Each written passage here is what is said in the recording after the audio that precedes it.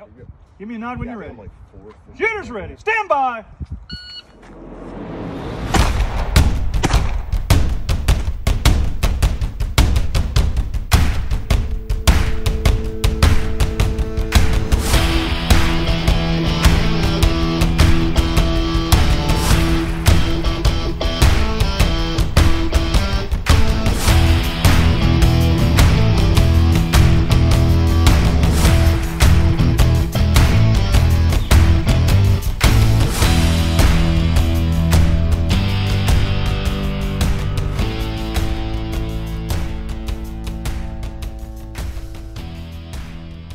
Hello, everyone, and welcome to the 3G IQ podcast. I'm Matt Gunlock. I'm joined here today with my co-host, Frank Gow.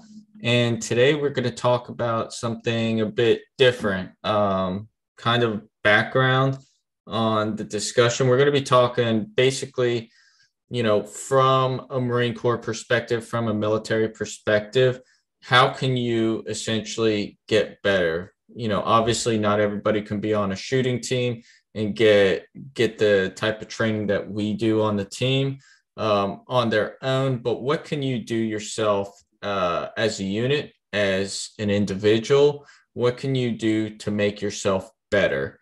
This conversation kind of stemmed from a conversation I had last week with a friend of mine who's in 1st Battalion, 2nd Marines, and he was asking me these same questions. So I figured, talk to Frank. I was like, hey, why don't we kind of make an episode about this? After that conversation, we're going to kind of start talking about some training that Frank just went to. He went to Ben Steger class down in North Carolina, and he learned a lot about himself and what he can improve on. And he's going to kind of bring out and describe those flaws in his performance and what he has to do was told to him and how he can make those improvements. So, Frank, I guess let's kick this off. So, basically, what do you think? Yeah. So thinking through some of our previous episodes, specifically Austin Hill, Shane Butler, both of which are, bullseye rifle guys, but any other shooter we've ever had, the common thread is dry fire, right? And we have to be very specific about what we mean by dry fire because, funny story, actually, when I told Dan Horcharek that my idea for dry fire for the 2 MIG shooting team, that we're going to do it like 2 times a week, he just thought we were going to be staring at barrels. He didn't realize that we're going to be moving around with a gun and all kinds of stuff, like getting the gun ready when entering positions. He had no concept, and most Marines don't. So dry fire is good for several reasons, right?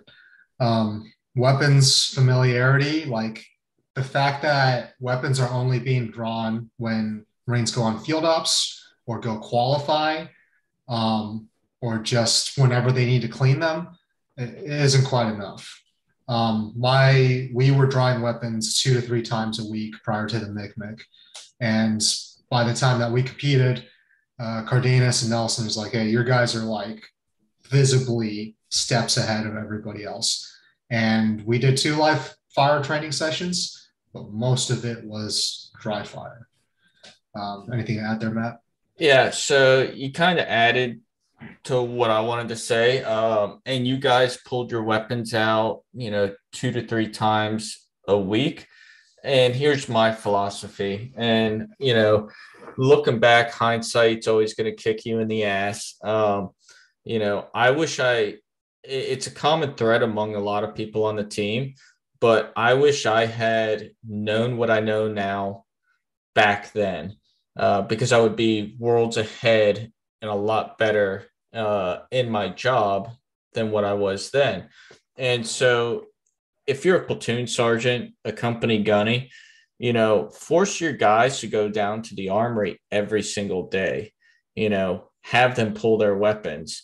And the reason being is when we're in country, when you're, yeah, we're not necessarily in a wartime environment now, but when we were in Iraq and Afghanistan, guys carried their weapons with them on a daily basis because they had to. So you need to create that same type of environment for them back in a garrison environment because it's just going to increase their familiarity with those weapons. You can't just have hey, just go practice mag reloads. Hey, practice pressing the trigger, this and that. No, you have to come out with a very specific training plan for them, much like you would whenever you're on a range. You have to do the same thing with the dry fire. You have to come up with some kind of skills and drills practice. That way they become more familiar with the type of speed that they need to in order to increase their skills and abilities. Yeah, another good thing I'll say for dry fire is that when in the Marine Corps we were on a live fire line and everyone's firing, it is the worst time to try to give someone coaching because they're getting tunnel vision into their sights. They are dealing with the kinetic feedback of the weapon, the audible feedback. It's loud. There's a lot going on around you. You're worried about brass raining down the back of your neck. In dry fire, none of that's happening. And you can pull like you don't have to be worried about safety because there's no light ammo. You can stand back, and if you see something wrong with someone's body mechanics or tendencies, because a lot of us training scars, just the way that Marine Corps entry level training has taught us to deal with our weapons has instilled a lot of training scars, something that as competitors we're learning to like train out of ourselves. You can correct it on the spot, and you can demonstrate for people too. That's not something like, think about the coaches on the line during ARQ. They don't have that luxury. They can't be like, hey, give me your weapon. Let me show you how this is done. Okay, now you do it. They can't have like the one-on-one conversation, partly because there's only so many of them, but partly because they also got to get you through. So, and, for those of you wondering, well, where do we find like these drills? Where do we look to in order to get better at this stuff? One, there's the internet. Google goes a long way. But two, benstoger.com. If you go to their books and DVD section, go straight to the book section, and they have a skills and drill book. They have a practical pistol. They have, dry fire reloaded. They have match mentality, breakthrough marksmanship. They have these books that's going to teach you a little bit more about yourself and how you can improve yourself and set you up on specific drills, from very basic drills to very advanced drills that is going to cause you to drive your gun at a faster speed than what you're used to doing. So that's where I would start. And it's a very cheap way to start training. You're going to spend $20 on a book in order to get yourself better. Yeah. Ben Steger is a great, I have all his books at this point. Steve Anderson is another guy who's like, he's known as the dry fire guy. He has a podcast, so does Ben Steger. You can listen to those. You can buy Steve Anderson's book. And there's a lot of guys who specialize in rifle training, pistol training. YouTube is like, there's a lot of YouTubers out there. Honestly, if you're starting out, any of the reputable names would be good to start with. It's like, Grand Thumb is a really popular YouTuber. At the end of everything, he says, hey, make sure you're training. Like, make sure you're actually getting out there and doing this stuff. Because for all the cool guns and equipment that he deals with, his major thing is like, make sure that you have proficiency with those things. So it's really easy, and I learned this during the Stater class that I just took, to dry fire the wrong way. Now, getting out there and getting at it is better than having your gun just sit in the armory and, collect CLP and rust. But having a plan and having like scenarios, for example, like the 2 MIG shooting team, there were a bunch of like quad cons around where a dry fire area was. So I just use those as vision barriers, right? Like I was telling my shooters, at this point, your gun needs to be up, and I want you to look at this spot in the wall, and as soon as you break it, it's gonna be quicker to get on target. And I was able to instill in them like, hey, this isn't about shooting faster, it's about shooting sooner. It's about preparing your body to support the weapon to take the shot sooner, which makes you more lethal, makes you more likely to win in a firefight. So there's likely a lot of things that you can utilize. Matt, you and I talked about, barricades, shooting off rooftops, shooting from elevation, adapting to how things look in like the tree line. There's a lot of different dimensions to marksmanship that come out in tactical scenarios. And honestly, if you're somewhere like Lejeune or Pendleton, you can probably get a lot of good reps just getting out there. And, what I have to add to that is, talking about barricades, rooftops, elevation, trees, you can mount your rifle onto the side of a tree because it's going to increase your stability. You can put your magazine on the deck. You can use a wall for stability. There's so many different things. And the point of training with those different aids, it's to get better at shooting off those platforms, but it's to create the muscle memory. It's to create that aha moment. So whenever you are in an actual situation, whether it's competition or you are getting shot at and you see something that's familiar, you can just go right to that object and you can shoot off of it, already knowing exactly how you need to mount it, the exact type of pressure, and the exact pressure with that trigger press. It's just to create that repetition to where everything becomes subconscious, because you want to be able to dry fire, you want to be able to live fire to where the shooting becomes subconscious.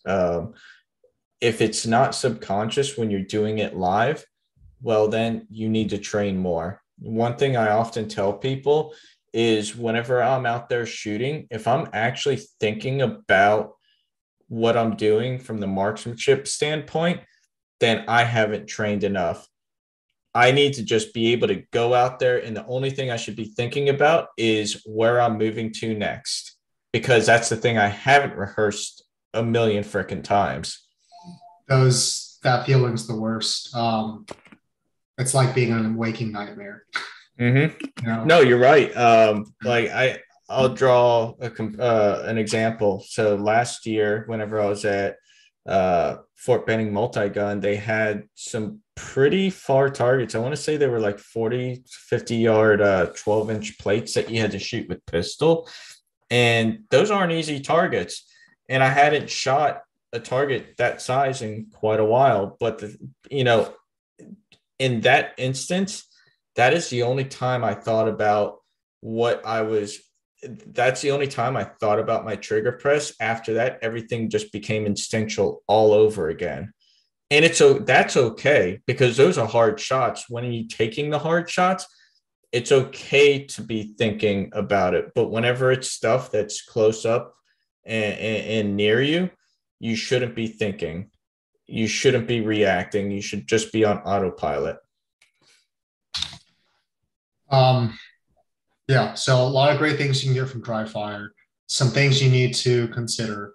You don't necessarily have to go out and get shot timer. Those are expensive, but introduce par times into, I would say, if you're looking at starting something, take one of your, just take an average shooter out of your group, have them run the same thing about 3 to 5 times, and then take the average of those times. And then as the group continually gets better, you set PRs and you set you set like a group par time for everybody. The stress of trying to make a time is going to force people to make mistakes. And that's the point of dry fire. If you're sitting there the entire time, and the way the Marine Corps does it is, I think, all wrong, because we've been taught to look down the sights, get a perfect sight picture, tell ourselves that we're shooting the shit out of that barrel, right? When in reality, and it's something that Stager said in his class, if you feel good after a dry fire session, you're not doing it right. because you're not pushing the limits of what you're capable of. You're not pushing beyond your capabilities. You're not learning from from those errors that you're making in either your vision or your physical faculties. Um, so quantitative metrics are important, but also dry fire should not be the end of it. Dry fire isn't the end in of itself, right? The end is better marksmanship, lethality. So it needs to be quantified in actual live fire, right? So I'm working up towards nationals right now. I try to dry fire at least 15 minutes every single day, except on the days I'm shooting a match, traveling, something else, right? But I also make sure to couple that with actual live fire because you want to go out there and you want to confirm that the things you're working on in dry fire are actually leading to tangible improvements in your live fire. And I understand that it's tough to do that in the Marine Corps. I would know. I put up 3 ranges during my time as a company commander. It definitely wasn't making me look better on my fit rep. It was just something I cared about. But those were probably some of the more gratifying projects that I did during that time. But yeah, dry fire and live fire, those go hand in hand. So, you know, I'll put it like this. So, yeah, I've fired a lot. I've shot a lot of rounds. November of last year, I shot Fort Benning multi-gun. Roll forward 1 month exactly, I hadn't touched my gun at all. I was sitting through SEPs and TAPs, being bored out of my mind. So I had my rifle and pistol sat on my bed as I'm going through these virtual classes that really, sure, there's some good information in there, but that's another subject for another day on how the DoD can improve, getting Marines and getting, military personnel out of the military. But I had my guns right there. And I knew I had a match coming up that weekend. So during the breaks, or since I didn't have my camera on, I would just listen to what was being said and I would just dry fire.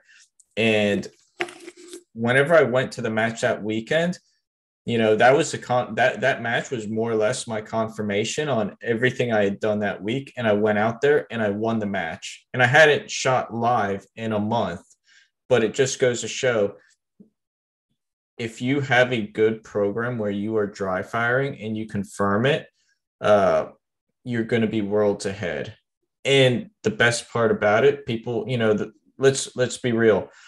In the military, budget is everything.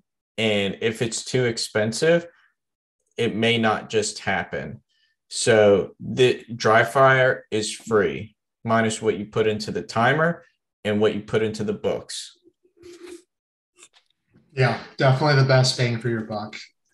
Last point I'll leave off with is training quality. I think, and this is just based off some of the quals that we have, like tables 3 through 6 end up just becoming mag dumps. When you go out there for live fire, target feedback is very important. And what I mean by that is, if you are using that same target for all your drills and your guys are shooting at like 5 to 7 yards, it's going to become a mess after a while and they're going to have no idea where the shots are going. So feedback's important. The way I structured my rifle training leading up to MCMC East was, the first day was from like 5 to 25 yards. And I planned in there, if anyone's interested, I can send out my training schedule and the round counts. We planned in like target changes. Like at this point, we got to paste up targets because we just did transitions and guys are going to be outrunning their guns and they're going to have crazy shots and we want them to see exactly where they're shooting. We're having time to like pace and all that stuff, but target feedback is really important. That's actually one of my criticisms for MCMC East. I understand that there's 240 shooters at MCMC East, but at a certain point, my shooters are going up and the targets were all shot up and there's really no way for them to know whether or not they were hitting. Anyway, day 2 was all steel. Like I put a torso out at like 250. And at the 100, I wasn't giving them like cheese ball targets. I was putting like really small, like round steel plates. And if I saw a shooter that was just like set up on a barricade, hammering shots at the 100 torso, I'm like, hey, dude, go do something more difficult. Go push yourself, because the ammo we have is a blessing. And I can see that you're really good at hammering a torso at 100 yards. I want you to do something that's going to make you frustrated with yourself and make you come to terms with the limits of your abilities. And that was on Lejeune, guys. Like, they will work with you and they will allow you to set up steel. You just need to have the conversation with them well in advance. And hey, if you want to shoot it up close and have fun, I'm saying like 25 yards. 40 is the frangible stuff. If you're lucky, you might even get some of it. I have one more point to bring up. Something else that you could do is send your Marines out to get training external from the Marine Corps. This is one of the conversations I had with my friend that's in 1-2. Don't send your team leaders and squad leaders to the training, because they're young, and we all know turnover rate and people getting out of the Marine Corps is pretty high. In my personal opinion, send your platoon sergeants out there for that training. Your platoon sergeants are the quote unquote subject matter experts within their craft, but send those unit leaders out there, because they're the ones who are going to be sticking around long enough to where they can affect that change, and they can bring on and teach those skills that they learned.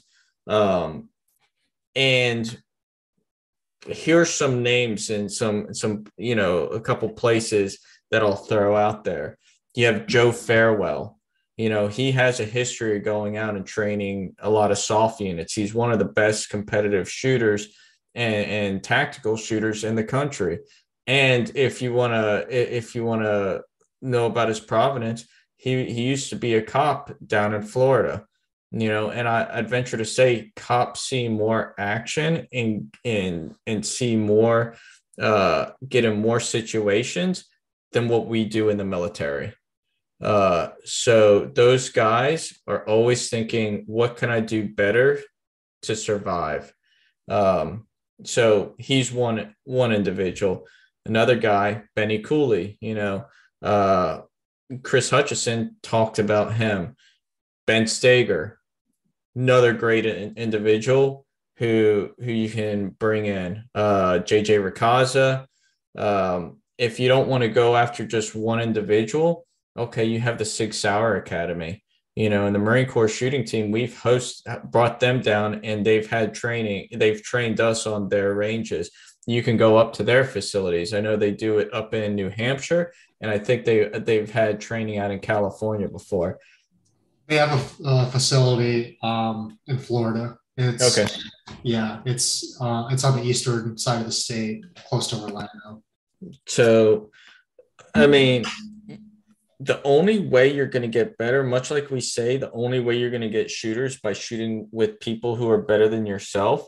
The only way you're going to grow as a unit, as a team, as a squad, as whatever, is by going to an external source that has this information and getting training by them. Another aspect, I'll bring up is ask and see if the Marine Corps shooting team can come down. Like, that should be number one. That's pretty much free. You don't have to pay a boatload of money. It's like, hey, I need 2 guys down here. We want to go over these skills, and all it is per diem. And then another aspect is in PMS, they have the advanced marksmanship training package. See if they can come down. I know they're pretty busy, but I mean, shoot, they just developed a whole training program around exactly what we're talking about. Yeah. I was going to say that the MTT is absolutely probably the easiest to get a hold of. Commands are very, depending on and most of them are stingy about sending Marines to training, and also haven't had the hands-on experience with someone who's gone to that training before and seen the tangible benefit of them coming back and being that much better of a shooter. Having attended classes from JJ Rakaza, Chris Tilley, 6 Hour Academy, I can say that it's a lot of value. I intend to take a class at least once a year just to keep expanding my horizons. But also those individuals on the AMTP and the shooting team, a lot of them have taken these classes. And while it may be cool to go and get a 6 hour patch and certificate and stuff, I think it's equally as good to get that information distilled from you, from a Marine whose sole purpose is to push the boundaries of marksmanship and to find better ways to convey information to whatever bracket of skilled shooter there is in the Marine Corps that happens to be in front of them. Absolutely. Biggest thing is you just need to go out there and train. One of the things that was said to me is, oh, well, whenever you throw the word competitive or this and that shooting team, it kind of like commanders kind of, they kind of has a bad taste in their mouth or whatever reason. Well, here's my answer to that. How do you get better if you don't push yourself? All competition is pushing your limits and getting yourself better. And when you do compete, you are trying to not be the last place guy. So it's forcing everybody to push themselves more than what they would do if they were just on a line with 25 other dudes trying to shoot a piece of paper. Like, you are forcing yourself to go fast so you are not the last guy, and it's forcing your skills to grow at a much faster rate. Yeah. Pressure's not a bad thing. Matt, you've been in for 20 years, and a lot of your growth has come from being under pressure. I've experienced a lot of growth from being under pressure. That's what competition is. I would say that you can go a step further and say that the Marine Corps is at its best when it's a meritocracy, when people are rewarded for pushing themselves and achieving higher goals. I don't think any of us joined the Marine Corps because we sensed that it would be an organization that didn't subject us to some kind of pressure, right? I think it's part of our identity. So yes, it means that someone's going to be a loser. That's fine. If you aren't comfortable enough with yourself and mature enough to handle the fact that every single one of us, that's like everybody that we brought in this podcast, was at the bottom of the totem pole at some point. Like I if not for a DQ, I would have been dead last in my first 3-gun match. So it's fine. I think the best personalities I've run into are the guys who like show up and like they're like dead last, but they're like, yo, this was awesome. I want to keep doing this. I'm learning so much from this. You learn to like not take yourself that seriously and appreciate everything that the sport and the competition is about to like teach you and like build you as a person. That's what it's all about, right? Like just being a lifelong student, continuing to push. No, absolutely. So let's move into what you did this past weekend. Speaking of being a lifelong student. So I took Ben Stager and Joel Park's skills and drills class. Hosted it in North Carolina in New Hill at Woody's Rifle Club. I missed that range. Oh, you've been there? That Woody's Woody's by Apex. Yeah, that's where Tar Heel 3-gun was. Oh wow, that place got a lot of history then. Yeah, it definitely looks like a place that could hold a good 3-gun match. So it was a large class. It was about 30. I think that's the reason he brought Joel Park in, and because of how many students there were, like we were split in 2 bays, and we were just running drills the entire time. Honestly, nothing about it was sexy or new or exciting, but the insights that they gave us were incredibly helpful. So, for example, one of the things I learned was I've been dry firing my CZ Shadow, pulling the double action trigger the for the past few months. And what what that's been doing to my shooting is when I go to single action, I am juicing the shit out of that single action trigger more than it needs to. I'm inducing more hand tension than I need, and I am pulling shots low. And thinking back on it, like those are my close no shoots and like some of my mics low shots, right? So that's one of the things that it was a really simple drill, basically like sight in on the target, and then once the timer goes off, you smash the trigger. But you have to pay attention to your sight, right? If you're, because the natural recoil of your sight will take it up and down. But if you see it dipping downwards, that's your hand, that's your firing hand tensing up, using the pistol as like a fulcrum, and then pushing shots low. That's not supposed to happen. So that's something I learned. I think the most interesting thing that was talking, and this is a bit of a controversial topic on the internet, but dot occlusion. And what I mean by that is, if you've ever seen someone who's like put tape or something on the top, on the front of their red dot during training, that's what dot occlusion is. And what that's forcing you to do is it's forcing you to be target focused. And many of you are listening and be like, what do you mean target focused? Like, shouldn't you be focused on your sight? Yes. And going back to what Matt and I were talking about in the beginning, like that's one of the scars, like it's a training scar that everyone has, right? Because everyone and their mother was taught, raised to shoot sights focused. But now the prevailing sentiment is to be target focused. And here's why. If you put your eyes, like you draw your eyes to a very specific part of the target and pick that part out, the sights will, your body will like naturally align the sights, the dot, the irons, whatever, to that particular spot.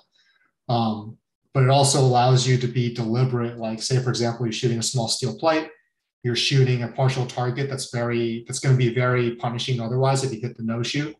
You get to pick out that specific spot of brown or perforation or that pasty that you're going to be keying in on. I put a cover on my dot like 2 weeks ago. I haven't taken it off. I've just been running with it. Because what happens is like your left eye sees the target and your right eye sees the dot, and you're basically like putting that like ghost image of the dot on top of the target. But if you focus in on the dot, you're not going to see anything. You're just going to see that cover, that tape that's over your sights. And you're not going to see the target at all. So it punishes you for being sight focused rather than, and forces you to become target focused. Another thing that they did to like force us to become target focused was he would just put like a strip of black tape on the target. Otherwise it's just like brown, right? That was forcing us to key in on a specific point of the target. And man, it definitely, like there were some drills where it really came out where like we're moving, like we're blending positions and moving and shooting. And I would be like target focused. And then there'd be a visual barrier. And then I would pick the first spot of brown that presented itself on a new target. And I had a really tight cluster in the delta zone, like at the very edge of the target. And he's like, do you know what happened there? I was like, yeah, I keyed in on the first brown that I saw instead of picking a specific spot in the A zone. And he's like, that's why we're doing that particular drill. And if you're doing iron sights, like he would come and he would sharpie out like your front sight, your fiber, in order to like dim out your sights, get you to be more target focused. Honestly, that was a big takeaway from the training. It's something that I intend to keep doing. I haven't decided whether or not I'm going to shoot dot occluded for Area 5. By the time this podcast releases, I will have made that decision. But yeah, any thoughts? I don't know if I would take that chance with not having as many reps behind the gun with an occluded dot. I mean, it's really going to come down to, are you comfortable doing that right now? Like, is it second nature, or is it going to cause you to think too much? Here's the thing, man. Like, I am shooting when I talk about target focused, I experienced it sometimes. Like when I started experiencing it, I was like, what the fuck is going on? Because back when I was shooting production, I remember like I'd be staring at the targets. I'd only be like somewhat cognizant of my iron sights. And I was just watching shots bloom out on paper. I was like, man, this is a weird phenomenon. And only later did I realize like, oh, that's target focused shooting. Well, then here, this is what I would suggest. It's a match, you know. It's kind of a practice. It's a big match, but it's, you know, it's a big. It's a chance to confirm everything you did. So if you feel comfortable and confident, then put it to the test. See how you do. Yeah, it's only money. Right. So yeah, it's not like your life is on the line or anything. Just go out there and push it. Yourself. We're all going to be disappointed this weekend anyway. Max Michel's shooting out there. No, you're screwed. Yeah, we're all screwed anyway. But my issue was, so going back, I know I talk about it like every single freaking episode, but I've always been a bit of a turtle in terms of shooting. I was bad in production. When I got injured, that got kind of worse because I had to the only way I was going to stay anywhere competitive was slowing down and making sure that I was destroying A's. Ben Fowles was on a previous episode. He'd call them my cripple A hits because I'd basically like stumble my way around the stage and just shoot the entire time, and they would be all alphas.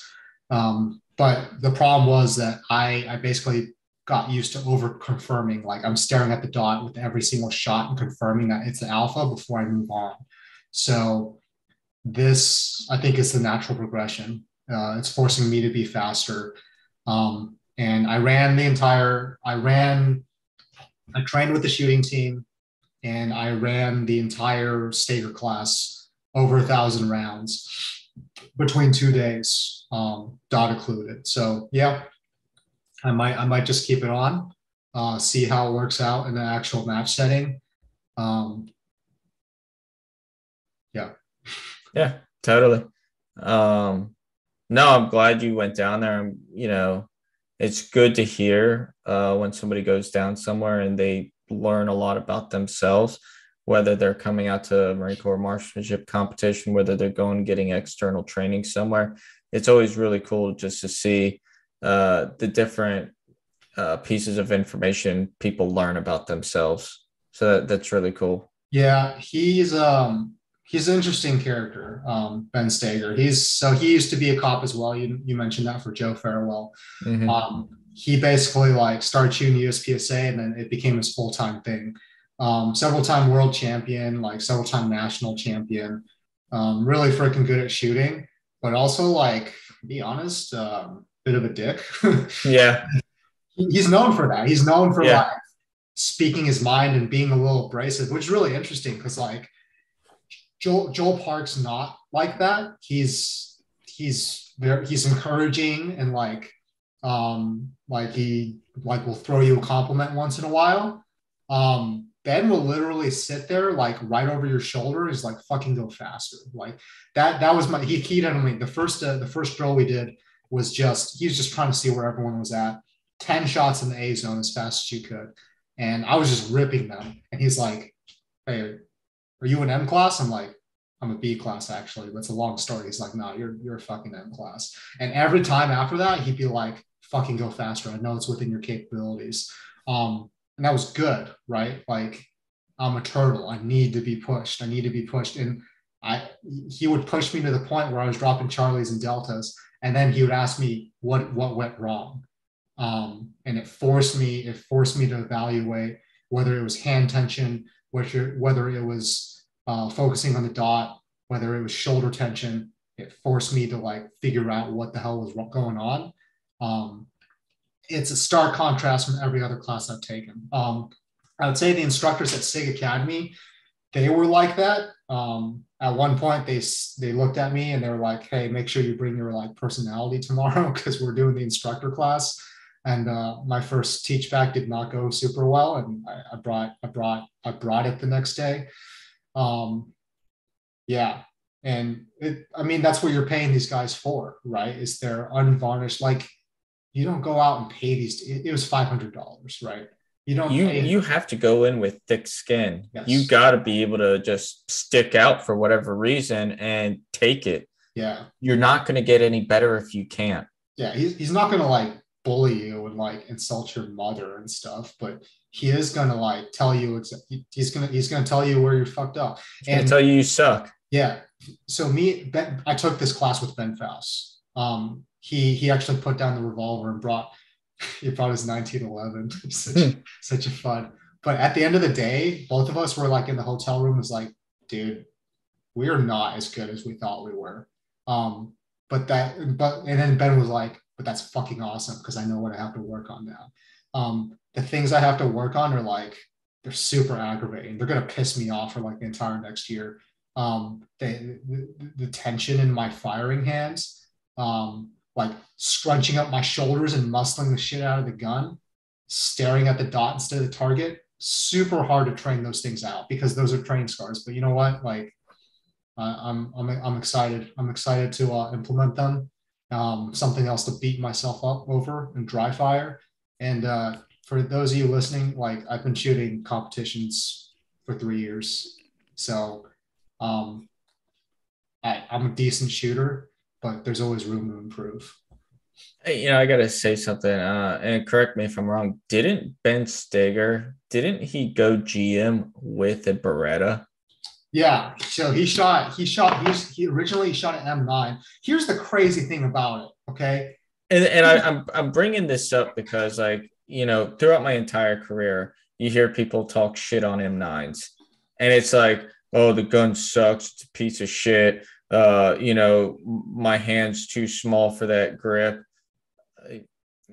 Shut up, you're making excuses. Yeah, I have to break my grip. I have to shift the M9 in my hands. I have to do the same thing with my 2011. Okay, so I shift, break the grip, reload, and get it back in where it needs to go. Yeah. Yes. So he absolutely like started off with a Beretta. In this class, he was shooting a stock Glock with an SRO with the dot included, and he was shooting factory ammo. And his splits at the 25 were like in the 20s. It was so stupid. Jesus. We're just watching him shoot, and we're just like, God, Lee, what the fuck? There's always going to be those dudes out there. Like he grinds, right? Mm-hmm. I don't think he's particularly naturally gifted. I think he puts in the work. He puts in the work, and he's an extremely honest and upfront person. And some of the best money I've spent, $500. And a lot of people will look at it and be like, it's class fee, it's a hotel, it's gas. But how many of you, I'm not trying to like pick anyone out, but I'm guilty of this myself. How many of you have rifles and pistols inside your safes that just never get shot? Well, you bring up a great point. A lot of times there are people out there that they think that they could substitute skill with buying the new best piece of gear. Yeah. And I'll be the first one to tell you, the only way you're going to get better is through consistency by shooting the same thing over and over again. When you switch a gun, as much as you change your underwear, you've gotten rid of that consistency and you have to learn something all over again. Yeah. And you're possibly in your continual quest, I don't know if you play Call of Duty, Matt, you're prestiging constantly. And your quest to continually like reinvent the wheel and like try something new, you are possibly neglecting some foundational and underlying aspects of your skill set that I came face to face with those during the Stager class. So yeah, really, I told him afterwards, like, look, man, this was the most helpful class I've ever taken. And he taught 30 of us between 2 bays. Like, I only got Stager for half of it. I got Joel Park for the other. They're both great instructors, but yeah, really, really, really helpful. No, that's awesome. If you want to find out what the resources are, if you have any questions, reach out. If you are that unit leader, if you're that squad leader, if you're somebody, it doesn't matter what unit you're in, talk to your leaders and say, hey, I want to do this. Pass this podcast on. get this information out there. That's the only way people are going to get better, by hearing this, by hearing what we have to say, because I guarantee you a lot of people will agree. Part of the conversation I had with my friend is I was like, what's going to kill us, and it hurts, and a lot of people aren't, there's not many of the combat veterans left in the Marine Corps. A lot of the combat veterans have either been forced out somewhere between 2011 and 2015, or they're retiring now. So you just don't see them anymore. So that knowledge that used to be there all the time is gone. And the only way you're really going to be able to get that information is by talking to people. And they don't know everything, but there's something to say. There's something to learn from the stories that they have. And from a lot of them will tell you, I wish I had known this, or I wish I had known that whenever I was over there at this time. And that's the beautiful thing I learned on being on the Marine Corps shooting team is I wish I had this skill set. I wish I had this information back before I went to combat, because I would be that much better. Because when you arm yourself with information and arm yourself with this type of skill, you are saving your life and you're saving the lives of the people around you. Yeah, because there will be a conflict in the future. Mm-hmm. I don't know if I'll be around for it. Matt, I hope that you're not around. But I got 2.5 weeks left until I go on transitional PTAD. Yeah. I think you're in the clear, but you never know. Like everyone, it's a cycle, right? Like Marine Corps goes into conflicts, like Matt said, a bunch of combat vets, wealth of information. Those guys get out. Now you have guys who've never experienced it firsthand, and you don't want. You can learn. We can learn from history. And we can prepare ourselves for the next conflict, whatever it may be. But just be ready. Get out there and get at it. What is it? Every 10 to 20 years, we find that the U.S. is involved in some type of conflict. First it started World War I in what was it, 1917, 1916 time frame. World War II, the 1940s. There's a bunch of little conflicts in between then. 1950s, you had the Korea War. 1960s into the early 70s, you had Vietnam. 1980, you had a couple things kick off. 1990s, you had Desert Storm, Desert Shield. 2001, 9/11. 2003, Iraq. We were in those conflicts for damn near 20 years. China is probably our next biggest threat. Something's going to happen, whether it's the next 10 years or not. It's hard to say, but the world is not a peaceful place. And the only way you're going to keep yourselves alive is by going out there and training. And, one last point I have to say is I find that a lot of the Marine Corps, they focus on the tactics and what it takes to get to the objective and how they're going to patrol and how they're going to, how they're going to do each and every little movement. Hey, we're going to this rally point, to this rally point. Hey, we're at the objective rally point. But, you cannot get to your objective unless you can hit your target. You have to be able to engage that target accurately in order to win. That's the only way you're going to be able to get on there. You're not always going to be able to just rely on your heavy machine guns, your heavy mortars, or your 81s and 60s. You're going to have to rely on accurate marksmanship to get yourself there. You have, in a fire team, you have your own support structure, automatic riflemen, you have a grenadier, you have, riflemen, that's who you have to rely on. So just stay survivable. Yeah. And prepare yourself to be a good part of the team as well, like capabilities, all that good stuff. But yeah, if you all have any questions about anything that we talked about today, feel free to hit either Matt or myself up. I have some time on my hands before school starts, so perfectly willing to answer any questions. But yeah, I think we talked about a lot of good topics, and hopefully it helps some Marines in the fleet today. Yeah. Hope you enjoyed it. Let us know if you want more stuff like this, and have a great week.